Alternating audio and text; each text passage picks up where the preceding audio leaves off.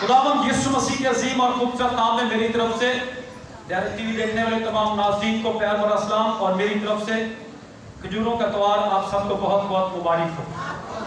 आइए मेरे साथ खुदा के ज़िंदा कलाम में से निकालेगा सुफनिया की किताब है और उसका 3रा भाग और उसकी 14वीं आयत से हम खुदा के ज़िंदा कलाम में से पढ़ेंगे। 14वीं आयत से लेकर 17 आयत तक हम पढ़ेंगे। और सुफनिया और खुदा का बंदा जकरिया जो है उन्होंने इस दिन के ताल्लुक से कुछ पेशन गोइयां की हैं आज के दिन के ताल्लुक से, क्योंकि आज के दिन हमारा खुदावंद यीशु मसीह शहाना तौर पर यरूशलेम में दाखिल हुआ और कलीसिया जो दिलो जान से उसके साथ मोहब्बत करती थी उन्होंने बड़े चाहो जलाल के साथ बड़ी खुशी के साथ उसका इस्तकबाल किया।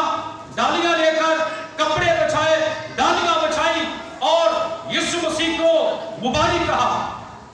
आइए मेरे साथ देखिए और ऊपर हेडिंग है जी खुशी का गीत। क्या हेडिंग है जी? खुशी का गीत। ये ऊपर हेडिंग लिखी हुई है और लिखा है ए बिन्ते सिय्योन नगमा सुनाई कर, ए इस्राएल ललकार, ए दुख्तरे यरूशलेम की बेटियों पूरे दिल से खुशी मना और शादमान हो, खुदावंद ने तेरी सजा को दूर कर दिया है। हालेलुया।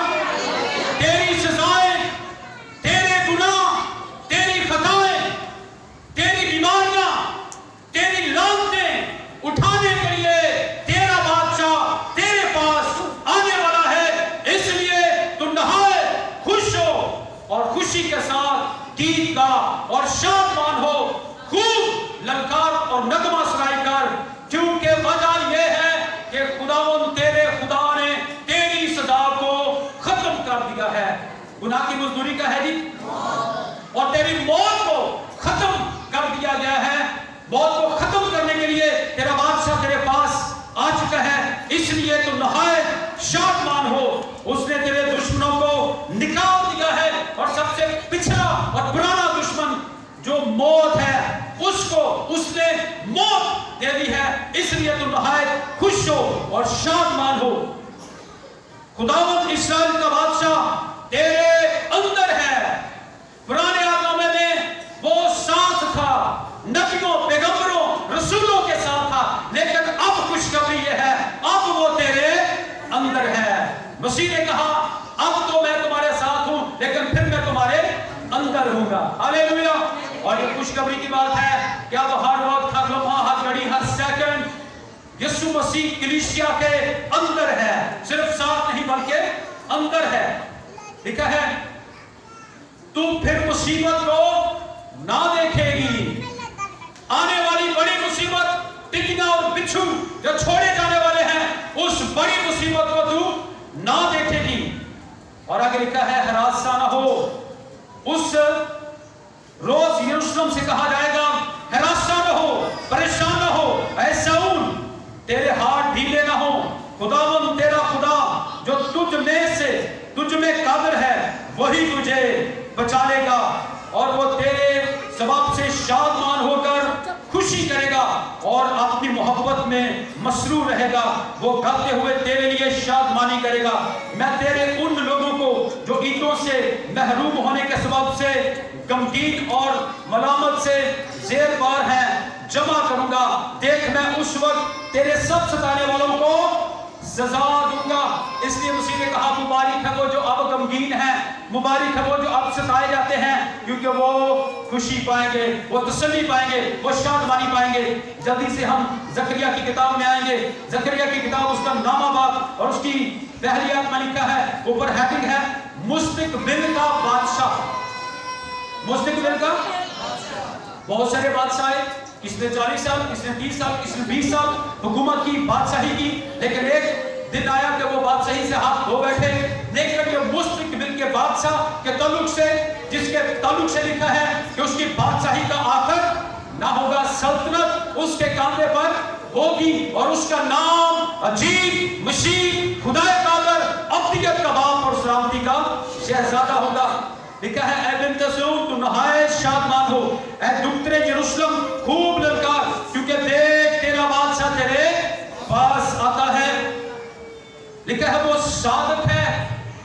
सच्चा है, वो रास्तबाज है, वो ईमानदार है। और उसने कहा तुम में से कौन है जो मुझ पर गुनाह साबित कर सकता है।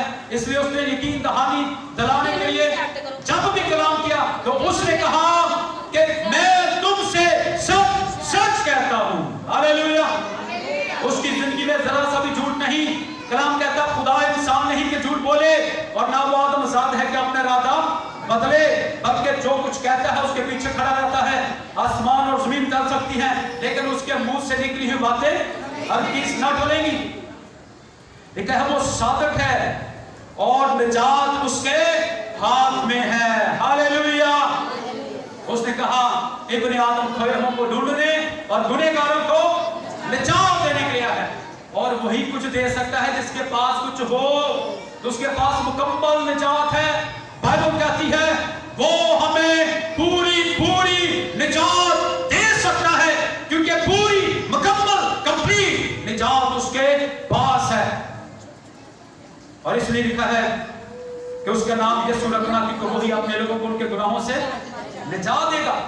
और आगे लिखा है वो हलीम है, वो गालियां खाकर किसी को गाली नहीं देता, धमकियां सहकर किसी को धमकाता नहीं, बल्कि अपने आप को सच्चे इंसाफ करने वाले के सुपुर्द कर देता है।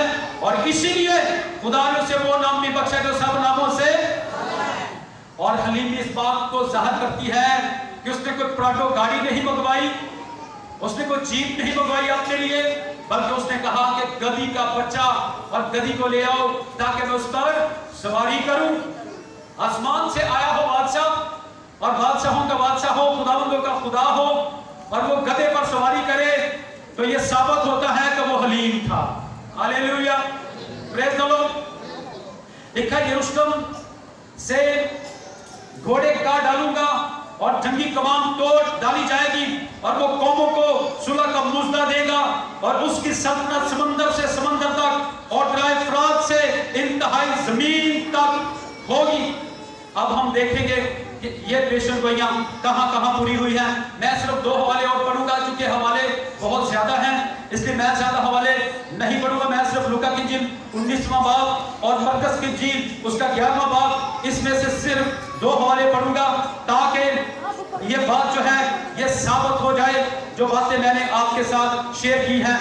मरकस की इंजील उसका 11वां बाब और उसकी पहली आयत में लिखा है जब वो यरूशलेम के नजदीक जैतून के पहाड़ पर बैतफगे और बैतनिया के पास आए तो उसने अपने शागिर्दों में से 2 को भेजा और उनसे कहा कि अपने सामने के गांव में जाओ और उसमें दाखिल होते ही एक गधी का बच्चा बंधा हुआ तुम्हें मिलेगा जिस पर कोई आदमी अब तक सवार नहीं हुआ, उसे खोल लो और अगर कोई तुमसे पूछे और कहे तुम ये क्यों करते हो तो कहना कि खुदावंद को इसकी जरूरत है, वो फील फोर यहाँ भेज देगा। बस वो गए और बच्चे को दरवाजा के नजदीक बाहर चौक में बंधा हुआ पाया और उसे खोलने लगे, मगर जो लोग वहां खड़े थे उनमें से बाज ने उनसे कहा ये क्या करते हो कि गधी का बच्चा खोलते हो। उन्होंने जैसा यीशु ने कहा था वैसा ही उनसे कह दिया और उन्होंने उनको जाने दिया। बस वो गधी के बच्चे को यीशु के पास लाए और अपने कपड़े उस पर डाल दिए और वो उस पर सवार हो गया और बहुत लोगों ने अपने कपड़े राह में बिछा दिए और उन्हें खेतों में से डालियां काट कर फैला दी और जो उसके आगे आगे जाते और पीछे पीछे चले आते थे पुकार पुकार कर कहते थे होशाना, मुबारक है वो जो खुदावंद के नाम से आता है, मुबारक है हमारे बाप दाऊद की बादशाही जो आ रही है आलमे बाला पर। होशाना, होशाना का मतलब है हमें निजात दे चुके, निजात तेरे पास है, तू हमारा निजात देता है, तू हमें निजात दे। और एक और हवाला हम जल्दी से पढ़ लेते हैं, लूका की इंजील है उसका 19वां बाब और उसकी 28वीं आयत है। मेरे पास और भी 2 हवाले हैं लेकिन मैं वो नहीं पढ़ना चाहता, मैं टाइम को बचाना चाह रहा हूं जी। 19वां बाब मेरे साथ जल्दी से निकाल लीजिए, लूका की इंजील उसका 19वां बाब और उसकी 28वीं आयत हम खुदा के जिंदा कलाम में से पढ़ेंगे। यहाँ पर भी हेडिंग यही है, चारों अनाजील हमें बताती है कि यीशु मसीह शहाना तौर पर आज के दिन जो है यरूशलेम में दाखिल हुए हैं। चारों अनाजील, चारों रसूल हमें शहादत देते हैं, दलील देते हैं, सबूत देते हैं कि यीशु मसीह आज के दिन शहाना तौर पर यरूशलेम में दाखिल हुआ है। यहाँ पर भी लिखा है शहाना, यरूशलेम में शहाना दाखिला। 28 में लिखा है, ये बातें कहकर वो यरूशलेम की तरफ उनके आगे चला। जब वो उस पहाड़ पर जो जैतून का कहलाता है बैतफगे और बैतनिया के नजदीक पहुंचा, तो ऐसा हुआ कि उसने शागिर्दों में से 2 को ये कहकर भेजा कि सामने के गांव में जाओ, और उसमें दाखिल होते ही एक गधी का बच्चा बंधा हुआ मिलेगा जिस पर कभी कोई आदमी सवार नहीं हुआ, उसे खोल लो, और अगर कोई तुमसे पूछे कि क्यों खोलते हो तो यूं कह देना कि खुदावंद को इसकी जरूरत है। हालेलुया, खुदावंद को इसकी जरूरत है। आज वो गधे पर सवार नहीं होता, आज वो मेरे और आपके ऊपर सवार होता है। वो कहता है, देख मैं तेरे दिल के दरवाजे पर खड़ा हुआ खटखटाता हूं, अगर तू मेरी आवाज सुनेगा तो मैं तेरे साथ खाना खाऊंगा और तू मेरे साथ। आमीन।